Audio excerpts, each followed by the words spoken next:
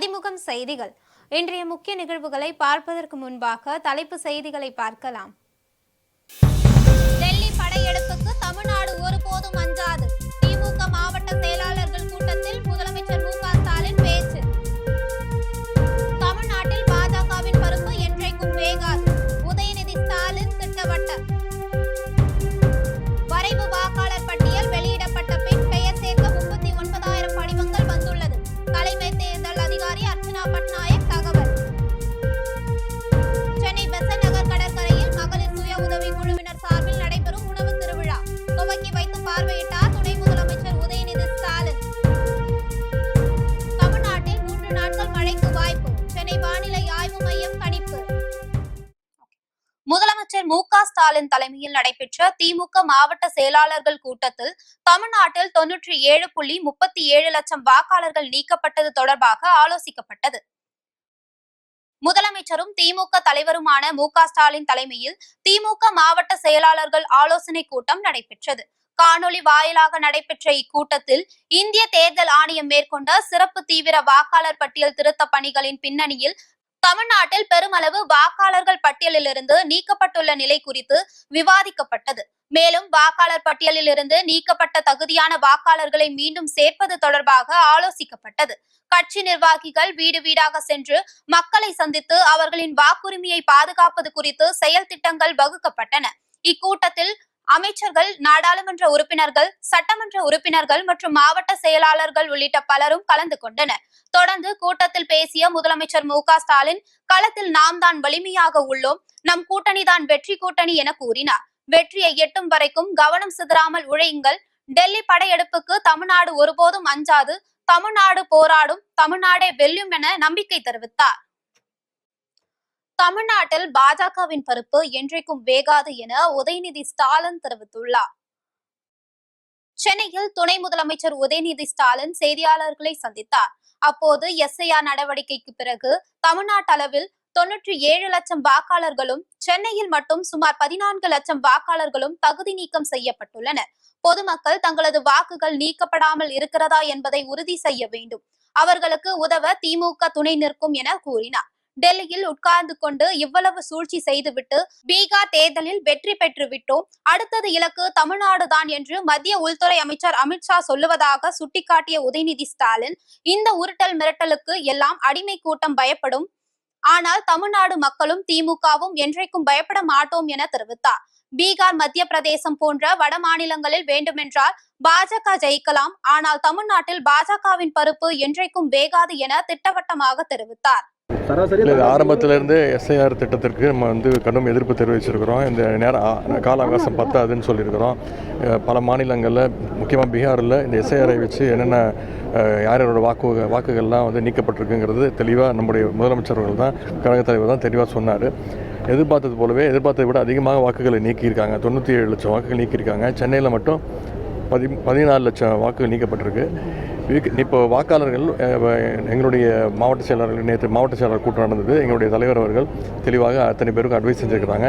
நீக்கப்பட்ட வாக்குகள், அது மாதிரி விடுபட்டு போனவங்க, ஷிஃப்டடு, இவங்கெல்லாம் எப்படி கொண்டு வந்து திருப்பி சேர்க்கறதுன்னு ஆலோசனை வழங்கியிருக்கிறாங்க.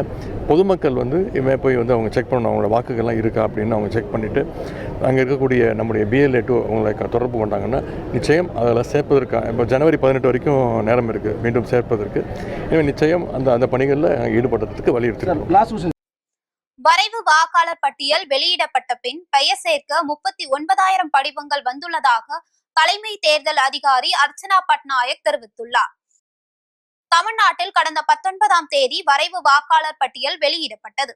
அந்த பட்டியலில் 97 லட்சம் வாக்காளர்கள் நீக்கப்பட்டுள்ள நிலையில் 66 லட்சம் பேர் இடம் மாறி சென்றவர்களாக காட்டப்பட்டுள்ளனர். இதனிடையே வாக்காளர்களாக சேர்வதற்கு 1 மாதம் கால அவகாசம் வழங்கப்பட்டுள்ளது. இதனால் இடமாறி சென்ற வாக்காளர்கள் இந்த இடத்திற்கான வாக்குச்சாவடி நிலை அலுவலரிடம் படிவம் எண் 6 கொடுத்து தங்களை வாக்காளர்களாக மீண்டும் சேர்த்துக் கொள்வதற்கு முடியும். இந்த படிவங்களை வாங்கும் பணியில் வாக்குச்சாவடி நிலை அலுவலர்கள் ஈடுபட்டுள்ள நிலையில் அவர்களுக்கு அரசியல் கட்சிகளின் தேர்தல் முகவர்கள் உதவி புரிந்து வருகின்றனர். அரசியல் கட்சிகளின் தேர்தல் முகவர்கள் சம்பந்தப்பட்ட வாக்காளர்களிடம் சென்று அவர்களின் படிவத்தை பூர்த்தி செய்து வாக்குச்சாவடி நிலை அலுவலர்களிடம் சமர்ப்பித்து வருகின்றனர். அந்த வகையில் வரைவு வாக்காளர் பட்டியல் வெளியிடப்பட்ட பின் இதுவரை 39,821 படிவங்கள் பெயர் சேர்ப்புக்காகவும் 413 படிவங்கள் பெயர் நீக்குவதற்காகவும் அளிக்கப்பட்டுள்ளதாக தலைமை தேர்தல் அதிகாரி அர்ச்சனா பட்நாயக் தெரிவித்துள்ளார். சென்னை பெசன்ட் நகர் கடற்கரையில் மகளிர் சுய உதவி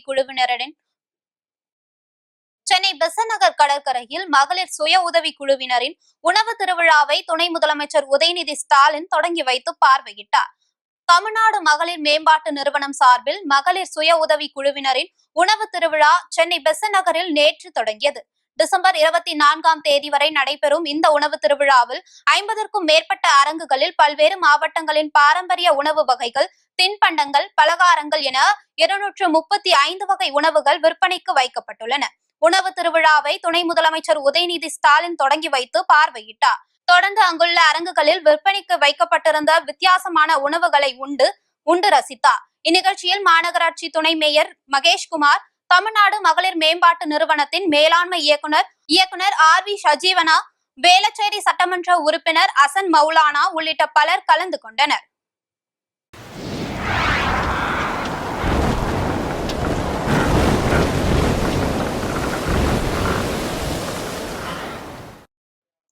தமிழ்நாட்டில் 3 நாட்கள் மழைக்கு வாய்ப்புள்ளதாக சென்னை வானிலை ஆய்வு மையம் தெரிவித்துள்ளது.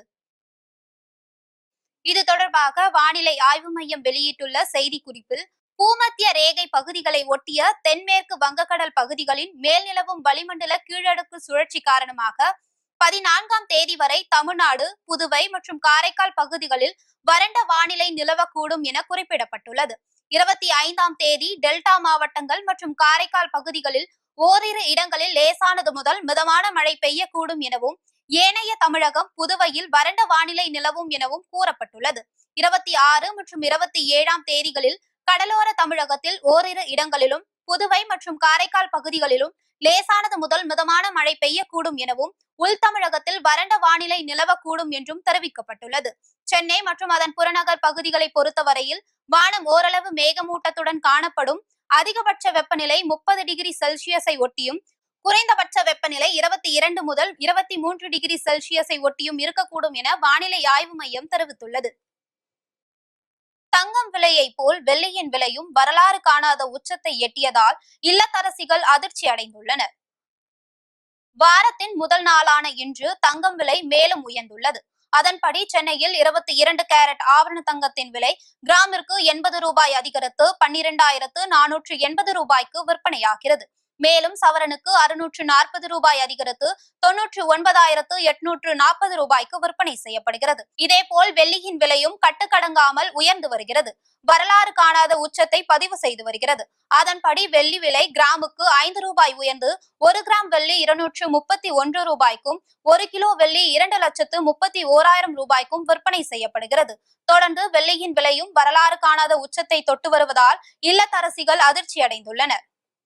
திருவாரூரில் அனைத்து திருச்சபைகளும் இணைந்து நடத்திய கிறிஸ்துமஸ் தாத்தா பேரணியில் மத நல்லிணக்கத்துடன் மாற்று மதத்தினரும் கலந்து கொண்டனர். திருவாரூர் மாவட்ட அனைத்து திருச்சபைகளையும் ஒன்றிணைந்த கிறிஸ்துமஸ் தாத்தா பேரணி மற்றும் கிறிஸ்துமஸ் கொண்டாட்டம் வெகு சிறப்பாக நடைபெற்றது. திருவாரூர் ரயில் நிலையத்திலிருந்து புறப்பட்ட இந்த பேரணியில் ஏராளமான கிறிஸ்துமஸ் தாத்தா வேடம் அணிந்து கலந்து கொண்டனர். மேலும் ஆயிரக்கணக்கான கிறிஸ்தவர்கள் பங்கேற்ற இப்பேரணியில் மத நல்லிணக்கத்திற்காக எடுத்துக்காட்டுக்காக மாற்று மதத்தை சேர்ந்தவர்களும் கலந்து கொண்டனர். அப்போது இயேசுபிரான் போதனைகள் அடங்கிய பதாகைகளை ஏந்தியவாறு பழைய பேருந்து நிலையம், பனகல் சாலை வழியாக கீழ வீதி வரை சென்றனர். தொடர்ந்து அங்கு அமைக்கப்பட்டிருந்த விழா அரங்கில் இயேசு பிறப்பு குறித்தான கலை நிகழ்ச்சிகள் நடைபெற்றது. மேலும் இயேசுபிரானின் போதனைகளும் எடுத்துரைக்கப்பட்டது. திருப்பூரில் மறுமலர்ச்சி திராவிட முன்னேற்ற கழகத்தின் மாவட்ட செயல் வீரர்கள் கூட்டம் நடைபெற்றது. திருப்பூரில் மறுமலர்ச்சி திராவிட முன்னேற்ற கழகத்தின் மாநகர் மாவட்ட செயல் வீரர்கள் கூட்டம் அவினாசி சாலையில் உள்ள மதிமுக மாநகர் மாவட்ட தலைமை அலுவலகத்தில் நடைபெற்றது. மாநகர் மாவட்ட அவைத் தலைவர் மேகநாதன் தலைமையில் நடைபெற்ற இக்கூட்டத்தில் ஜனவரி 2ஆம் தேதி மதிமுக பொதுச் செயலாளர் வைகோ தலைமையில் நடைபெறும் நடைபயணத்தில் திருப்பூர் மாநகர் மாவட்டத்திலிருந்து நூற்றுக்கணக்கான இளைஞர்கள் கலந்து கொண்டு வெற்றி பெற செய்ய வேண்டும். 2026ஆம் ஆண்டு நடைபெறும் சட்டமன்ற தேர்தலில் மதிமுகவிற்கு அதிகப்படியான தேர்தல் நிதியை வழங்குவது, SIR பணியில் விடுபட்ட நபர்களின் பெயர்களை BLOக்களை கொண்டு ஆய்வு செய்து வாக்காளர் பட்டியலில் சேர்க்க வேண்டும். தமிழர் திருநாளன்று மதிமுக சார்பில் சாமுண்டிபுரம் பகுதியில் 5000 பெண்கள் கலந்து கொள்ளும் சமத்துவ பொங்கல் விழா நடத்துவது உள்ளிட்ட தீர்மானங்கள் நிறைவேற்றப்பட்டது. தொடர்ந்து திருப்பூர் மாநகர் மாவட்ட மதிமுக சார்பில் வெளியிடப்பட்ட நாட்காட்டிகள் நிர்வாகிகளுக்கு வழங்கப்பட்டது. இந்த நிகழ்ச்சியில் மாநகர் மாவட்ட செயலாளர் அரிமா நாகராஜ், மாவட்ட பொருளாளர் சுப்பிரமணி, மாமன்ற உறுப்பினர்கள் சாந்தமணி, குமார் மற்றும் சார்பு அணி நிர்வாகிகள் பலர் கலந்து கொண்டனர். பாஜக அதிமுகவுடன் உறவாடி கெடுக்கிறது என மனிதநேய ஜனநாயக கட்சி மாநில தலைவர் தமிமுன் அன்சாரி விமர்சித்துள்ளார். மயிலாடுதுறையில் மனிதநேய ஜனநாயக கட்சி மாநில தலைவர் தமிமுன் அன்சாரி செய்தியாளர்களை சந்தித்தார். அப்போது திமுக தலைமையிலான இந்தியா கூட்டணியில் 2026 சட்டசபை தேர்தலில் போட்டியிட உள்ளதாக கூறினார். திருப்பரங்குன்றத்தில் சிக்கந்தருக்கும் முருகனுக்கும் எந்த பிரச்சனையும் இல்லை, மக்கள் ஒற்றுமையுடன் உள்ளனர் என கூறிய அவர், வெளியூரில் இருந்து வந்தவர்கள் பிரச்சனை செய்ய முயற்சிப்பதாக தெரிவித்தார். இன்றைய சூழலில் தமிழர்களின் வாழ்வுரிமை பாதுகாக்கும் வல்லமை திமுகவிடம் உள்ளது என கூறிய தமிமுன் அன்சாரி, அதிமுகவுடன் உறவாடி கெடுக்கிறது பாஜக எனவும், விஜயை வளரவிட்டு அதிமுகவை அழித்து அதன் பிறகு விஜயை கட்டுப்படுத்தும் என நினைப்பதாக தெரிவித்தார். அங்கே சிக்கந்தருக்கும் முருகனுக்கும் எந்த பிரச்சனையும் இல்லை, சரியா? அங்கு வாடக்கூடிய உள்ளூர் மக்களிடமும் எந்த பிரச்சனையும் இல்லை, எல்லாரும் ஒற்றுமையாக தான் இருக்கிறாங்க. வெளியூரிலிருந்து வரக்கூடியவர்கள் அங்கே தகராறுகள் ஈடுபட்டு இருக்கிறார்கள். அதனால தான் அவங்க இதை மையமாக வைத்து முழு அடைப்பு விடுக்கும் போது கூட பொதுமக்கள் பகிரங்கமாக தயவுசெய்து நீங்களாம் போயிடுங்க, இங்கே உள்ளூர் விவகாரம் சொல்லி மறுத்தாங்க. திமுகவை தீய சக்தி, தன்னை தூய சக்தின்னு சொல்றாரு. பொதுவாக அரசியல் கட்சியை தொடங்குறவங்க தங்களை 100க்கு 100 தூய்மையானவர் என்று தான் சொல்லிக்கிட்டு இருப்பாங்க, அது அவங்க விருப்பம். ஆனால் திமுகவை தீய சக்தி என்று விமர்சித்த விஜய் அவர்கள் ஒரு வார்த்தை கூட அவருடைய கொள்கை எதிரி என்று சொல்லக்கூடிய பாரதிய ஜனதா கட்சியை பற்றி அவர் பேசல. தென்பழனி கழுகுமலை கழுகாச்சாலை மூர்த்தி கோவிலில் 1008 மலர்காவடி ஊர்வலம் சிறப்பாக நடைபெற்றது. தூத்துக்குடி மாவட்டம் கோவில்பட்டி அருகே தென்பழனி என்று அழைக்கப்படும் குடவரை கோவிலான கழுகுமலை கழுகாசல மூர்த்தி திருக்கோவிலில் ஆண்டுதோறும் மார்கழி மாதம் மலர்காவடி விழா நடைபெறுவது வழக்கம். அதன்படி இந்த ஆண்டு மலர்காவடி விழா வெகு விமர்சையாக நடைபெற்றது. முன்னதாக அதிகாலையில் கோவில் நடை திறக்கப்பட்டு கழுகாச்சல மூர்த்தி வள்ளி தெய்வானையுடன் எழுந்தருளல் நடைபெற்றது. தொடர்ந்து ஒயிலாட்டம், மயிலாட்டம், கரகாட்டம், குதிரைக்கால் ஆட்டத்துடன் 1008 மலர்காவடி தொடங்கியது. அப்போது கழுகாச்சல மூர்த்தி திருவுருவ படம் தாங்கிய குதிரை வண்டிக்கு பக்தர்கள் மலர்காவடி எடுத்து வந்தனர். இதனைத் தொடர்ந்து பக்தர்கள் மலர்காவடி மூலம் கொண்டு வந்த 1 டன் பூக்களால் கழுகாச்சல மூர்த்தி வள்ளி தெய்வானைக்கு சிறப்பு அர்ச்சனை மற்றும் பூச்சொரிதல் நிகழ்ச்சி நடைபெற்றது. இதில் திரளான பக்தர்கள் கலந்து கொண்டு சுவாமி தரிசனம் செய்தனர். விவசாய பயிர்களை நாசப்படுத்தி வரும் காற்று பன்றிகளை வேட்டை நாய்கள் மூலம் கட்டுப்படுத்த நாட்டு நாய் வளர்ப்போர் சங்கத்திற்கு அனுமதி வழங்க வேண்டும் என கோவில்பட்டியில் தமிழ் விவசாயிகள் சங்கத்தினர் கோரிக்கை விடுத்துள்ளனர். உழவர் பெருந்தலைவர் சி. நாராயணசுவாமி நாயுடுவின் 41ஆம் ஆண்டு நினைவு தினத்தை முன்னிட்டு தூத்துக்குடி மாவட்டம் கோவில்பட்டியில் அவர் உயிர் நீத்த பயணியர் விடுதியில் தமிழ் விவசாயிகள் சங்கம் சார்பில் நினைவஞ்சலி நிகழ்ச்சி நடைபெற்றது. தமிழ் விவசாயிகள் சங்கத்தின் மாநில தலைவர் நாராயணசுவாமி தலைமையில் நடைபெற்ற இந்நிகழ்ச்சியில் ஏராளமான விவசாயிகள் கலந்து கொண்டு உழவர் பெருந்தலைவர் சி. நாராயணசுவாமி நாயுடுவின் திருவுருவ படத்திற்கு மலர் தூவி மரியாதை செலுத்தினர். தொடர்ந்து நடைபெற்ற கூட்டத்தில் சி. நாராயணசுவாமி நாயுடு உயிர்நீத்த கோவில்பட்டி பயணியர் விடுதிக்கு அவரது பெயரை வைக்க வேண்டும், விவசாய பயிர்களை நாசம் செய்து வரும் காட்டு பன்றிகள் மற்றும் நாட்டு பன்றிகளை கட்டுப்படுத்த விவசாயிகளுக்கு அனுமதி அளிக்க வேண்டும் உள்ளிட்ட பல்வேறு தீர்மானங்கள் நிறைவேற்றப்பட்டது. கோவையின் மிகப்பெரிய மாரத்தான் போட்டியான கோயம்புத்தூர் மாரத்தான் 2025 13வது பதிப்பு நடைபெற்றது. கோவையில் ஆண்டுதோறும் மிகப்பெரிய மாரத்தான் போட்டி நடைபெறுவது வழக்கம். அந்த வகையில் புற்றுநோய்க்கு எதிரான விழிப்புணர்வு மற்றும் புற்றுநோயாளிகளுக்கு நிதி திரட்டும் விதமாக கோயம்புத்தூர் மாரத்தான் 2025 எனும் தலைப்பில் மாரத்தான் போட்டி நடைபெற்றது. இந்த மாரத்தான் போட்டியை கோவை மாநகர காவல் ஆணையர் சரவண சுந்தர், மத்திய அரசின் உள்துறை அமைச்சகத்தின் கீழ் இயங்கும் எல்லை பாதுகாப்பு படையின் இன்ஸ்பெக்டர் ஜெனரல் ஐஜி பாலகிருஷ்ணன் ஆகியோர் கொடியசைத்து தொடங்கி வைத்தனர். 4 பிரிவுகளில் நடைபெற்ற இப்போட்டியில் 25,000க்கும் மேற்பட்டோர் கலந்து கொண்டு ஓடினர். இந்த 21.1 கிலோமீட்டர்ஸ் நம்ம former Coimbatore city police commissioner Thiru Balakrishnan IPS அவர்கள் இப்போ சென்னையில் இருக்கார் போஸ்டிங்ல. அவர் 21.1 கிலோமீட்டர் ஃபிளாக் ஆஃப் பண்ணிட்டு போனாருங்க. அப்புறம் 10 கிலோமீட்டர் ஈவெண்ட்ல அவர் பார்ட்டிசிபேட் பண்ணிட்டு ஃபிளாக் ஆஃப் பண்ணார். அது போக நம்ம city police commissioner Thiru Saravana Sundar அவர்கள் ஐபிஎஸ் அவரும் ஃபிளாக் ஆஃப் பண்ணிட்டு 2 பேருமே வந்து 10 கிலோமீட்டர் ஈவெண்ட்ல பார்ட்டிசிபேட் பண்ணி ஓடிட்டு இருக்காங்க. 5 கிலோமீட்டர் ஈவெண்ட் வந்து நம்ம டிஸ்ட்ரிக்ட் கலெக்டர் சார் திரு பவன்குமார் ஐஏஎஸ் அவரு வந்து ஃபிளாக் ஆஃப் பண்ணிட்டு அவரும் வந்து ரன் பண்ணிட்டு இருக்காரு 5 கிலோமீட்டர். நிறைய பேர் இருக்காங்க. இப்போ பொதுவாக வந்து Amrit centre for special needs for example எனக்கு தெரிஞ்சது ஒரு 50 குழந்தைகள் ஸ்பெஷலி ஏபிள் சில்ட்ரன் வந்துட்டு ஒரு மாசமா பிராக்டிஸ் பண்ணிட்டு இன்னைக்கு 5 கிலோமீட்டர் ஸ்டார்ட் பண்ணி போயிட்டு. திருவள்ளூர் மாவட்டம் மீஞ்சூரில் இருசக்கர வாகன பேரணி நடைபெற்றது. துணை முதலமைச்சர் உதயநிதி ஸ்டாலின் பிறந்தநாளை முன்னிட்டு திருவள்ளூர் கிழக்கு மாவட்ட மீஞ்சூர் பேரூர் கழகம் சார்பில் இருசக்கர வாகன பேரணி நடைபெற்றது.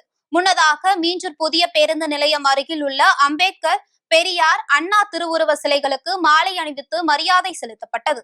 தொடர்ந்து நடைபெற்ற இருசக்கர வாகன பேரணியை மாவட்ட பொறுப்பாளர் ரமேஷ் ராஜ் கொடியசைத்து துவக்கி வைத்தார்.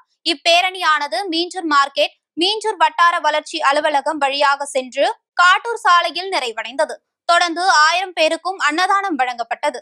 மீஞ்சூர் பேரூர் கழக செயலாளர் தமிழ் உதயன் ஏற்பாட்டில் நடைபெற்ற இந்நிகழ்ச்சியில் திருவள்ளூர் கிழக்கு மாவட்ட பொறுப்பாளர் வல்லூர் MSK ரமேஷ்ராஜ் உள்ளிட்ட நிர்வாகிகள் பலர் கலந்து கொண்டனர்.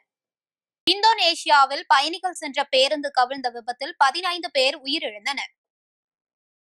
இந்தோனேஷியா தலைநகர் ஜகர்தாவில் இருந்து ஜாவா தீவில் உள்ள யோகியகர்த்தா நகருக்கு நேற்று நள்ளிரவு 34 பயணிகளுடன் பேருந்து ஒன்று சென்று கொண்டிருந்தது. இந்நிலையில் ஜாவா தீவின் செமரங் பகுதியில் சென்று கொண்டிருந்த போது ஓட்டுநரின் கட்டுப்பாட்டை இழந்த பேருந்து சாலையில் கவிழ்ந்தது. இந்த விபத்தில் 15 பேர் உயிரிழந்தனர். மேலும் 19 பேர் காயமடைந்தனர். இது குறித்து தகவல் அறிந்து சம்பவ இடத்திற்கு வந்த மீட்பு குழுவினர் காயமடைந்தவர்களை மீட்டு சிகிச்சைக்காக அருகில் இருந்த மருத்துவமனைக்கு அனுப்பி வைத்தனர். இதில் 5 பேரின் நிலை கவலைக்கிடமாக இருப்பதாக தகவல் வெளியாகியுள்ளது. மேலும் இந்த விபத்து தொடர்பாக போலீசார் விசாரணை நடத்தி வருகின்றனர். மீண்டும் தலைப்புச் செய்திகள். டெல்லி படையெடுப்புக்கு தமிழ்நாடு ஒருபோதும் அஞ்சாது. திமுக மாவட்ட செயலாளர்கள் கூட்டத்தில் முதலமைச்சர் மு க ஸ்டாலின் பேச்சு. தமிழ்நாட்டில் பாஜகவின் பருப்பு என்றைக்கும் வேகாது. உதயநிதி ஸ்டாலின் திட்டவட்டம்.